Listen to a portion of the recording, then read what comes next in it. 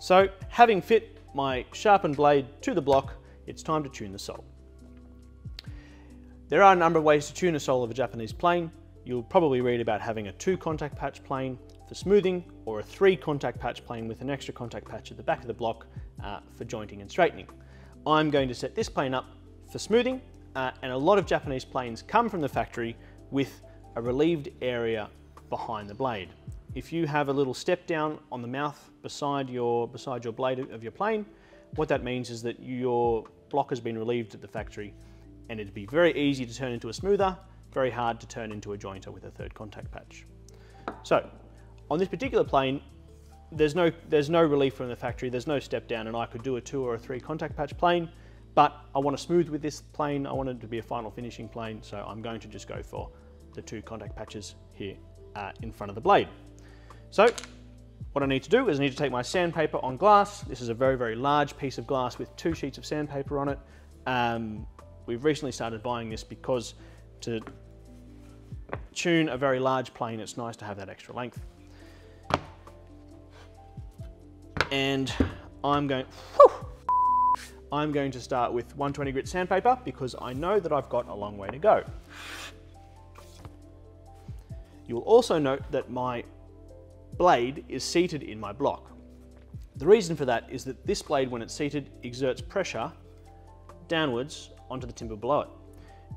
It's possible to tune the sole of a plane block, then put the blade in, and then have that blade distort the timber below it so that all the tuning you've done is now redundant. So to get around that, we seat this blade exerting pressure on the block, but definitely not protruding through the mouth. If it was protruding through the mouth, we'd be losing all our lovely sharpening that we've done earlier.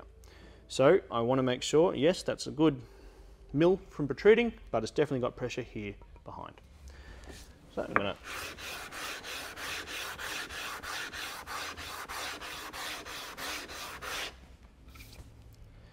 there we go. We can see here that this sandpaper is taking material off the front and off the back, but everything between the front and the back has not yet been touched. We need to go until all of this has been touched.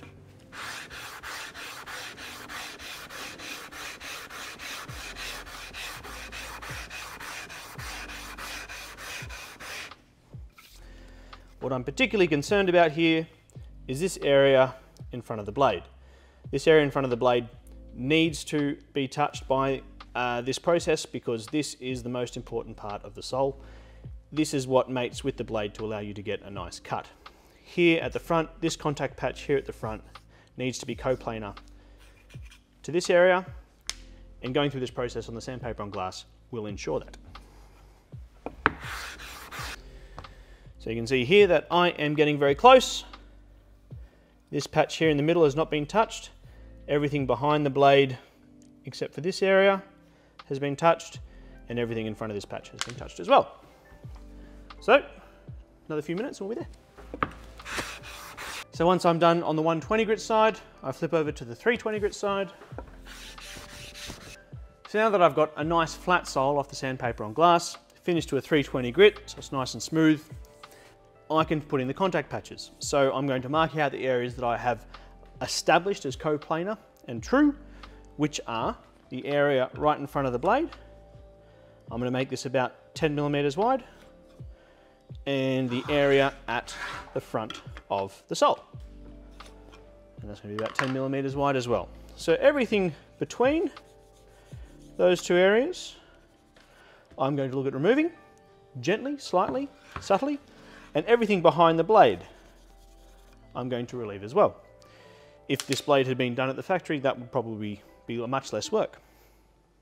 So there's a number of ways to remove these areas. One is a chisel. So one recognised way is to take a chisel.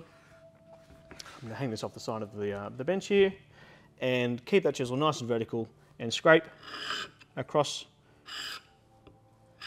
the grain or down the grain with a chisel.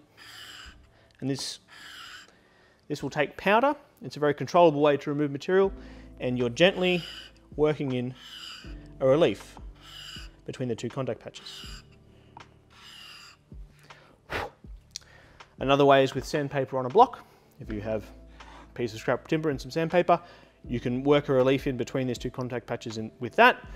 When we had a class here with Takami Kawai from Suikusha Carpentry in Kyoto, that was his preferred method for getting his students to put in these contact patches.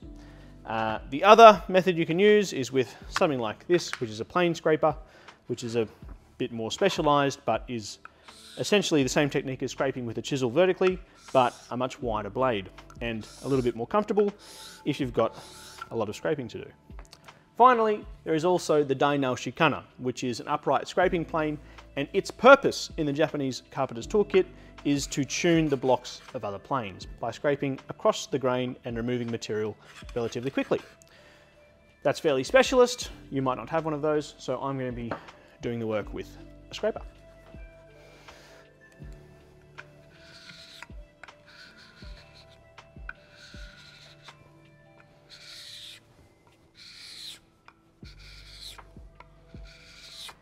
It's important to know that when you've tuned your plane with two contact patches, if anything behind the blade starts to move, and if any of the area behind the blade drops down below these two contact patches, that will in effect lift the blade up.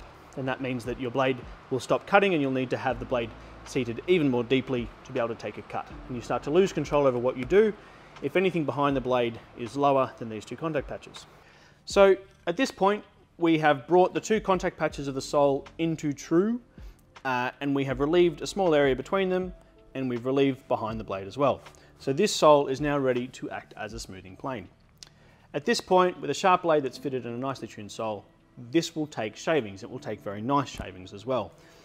However, if you're working with figured woods and woods with grain that's a bit fun, then it can be very handy to have the chip breaker fitted. For a long time in Japan, single blade planes were the only sort of plane you could find.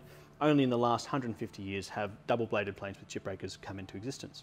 So what we're going to do now is we're going to fit the chip breaker.